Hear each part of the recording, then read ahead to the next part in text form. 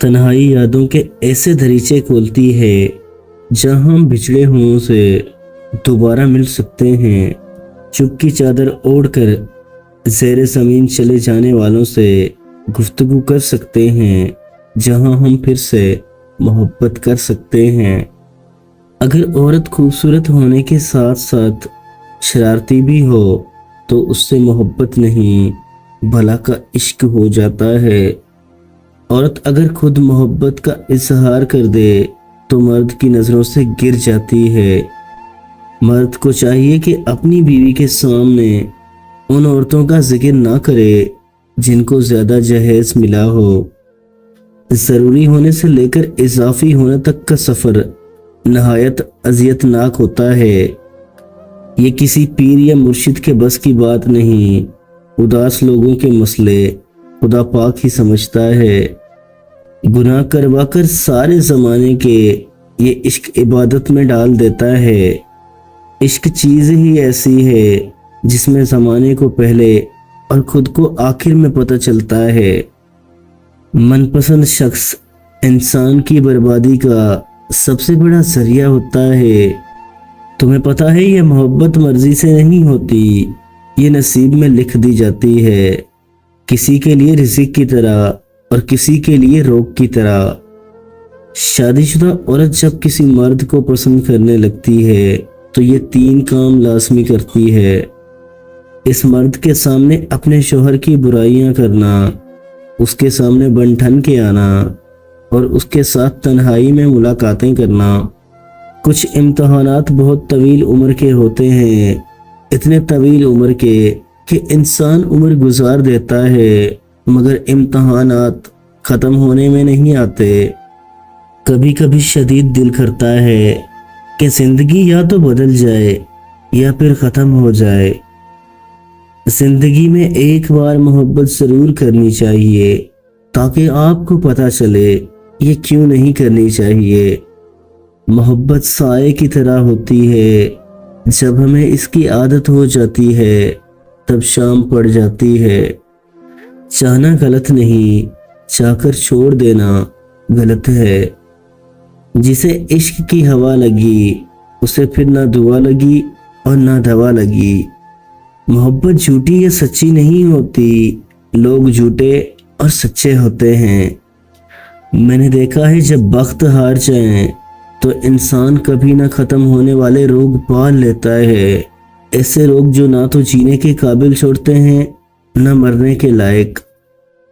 اس عورت سے زیادہ خوبصورت کوئی نہیں جو اپنے پاک رب کو راضی کرنے اور اپنے خاوند کی عزت کرنے کے لیے پردہ کرتی ہے۔ کسی کا سکون چھین کر عبادتوں سے کفارہ ادا نہیں کیا جا سکتا۔ جب آپ اپنے جذبات کا قابو پانا سیکھ جائیں تو سمجھ جائیں آپ بہت طاقتور بن چکے ہیں۔ تمہیں چاہنے والی لڑکی جب لہجہ بدل لے، وقت نہ دے تو سمجھ جانا کہ اب اور کسی کی ہو چکی ہے۔ دل دکھانے والے ہمیشہ سکون کی تلاش میں رہتے ہیں مگر ان کو سکون نصیب نہیں ہوتا۔ دنیا کا سب سے بڑا اور مضبوط جذبہ ضد اور انا کا ہے۔ اس کے آگے تمام رشتے ناطے ہار جاتے ہیں، اس سے کوئی جذبہ نہیں جیت سکتا۔ اگر دنیا میں تمام نابیناؤں کو آنکھیں دے دی جائیں پھر بھی 2 نابینا رہ جائیں گے، ایک تم جسے میری محبت نظر نہیں آتی اور ایک میں جسے تمہارے سوا کچھ اور نظر نہیں آتا۔ کبھی کبھی مجھے اپنے ہاتھوں کی لکیروں پر بہت ترس آتا ہے کہ یہ محروم رہیں گی ان سے جنہیں دل سے چاہا بہت۔ کسی کو ذہن سے قبول کرنا اور کسی کو دل سے قبول کرنا زمین آسمان کا فرق ہے۔ ذہن سے قبول رشتے ذہن تک سکون دیتے ہیں، دل کے رشتے روح کو سکون دیتے ہیں۔ ذہن کے رشتے ٹوٹ بھی جائیں، دل کے رشتے کبھی نہیں ٹوٹتے، کبھی نہیں ٹوٹتے۔ جو پاک محبت ہوتی ہے نا وہ آب حیات ہوتی ہے۔ محبت کو الفاظ میں نہیں لہجوں میں تلاش کریں۔ الفاظ تو منافقوں کے بھی بہت میٹھے ہوتے ہیں پیٹ سے عورت کی پہچان۔ جس عورت کا پیٹ بڑا ہو اس کا شوہر کنجوس ہوتا ہے، جس عورت کا پیٹ چھوٹا ہو اس کا شوہر عقل مند ہوتا ہے، جس عورت کا پیٹ لٹکا ہوا ہو اس کا شوہر سادہ اور نرم مزاج ہوتا ہے۔ بابا جی فرماتے ہیں پتر محبت کی پہچان مقدار سے نہیں معیار سے ہوتی ہے۔ محبت تھوڑی ملے پر سچی ملے تو زندگی سنور جاتی ہے۔ انسان اس شخص سے جھوٹ نہیں بول پاتا جس سے وہ محبت کرتا ہے۔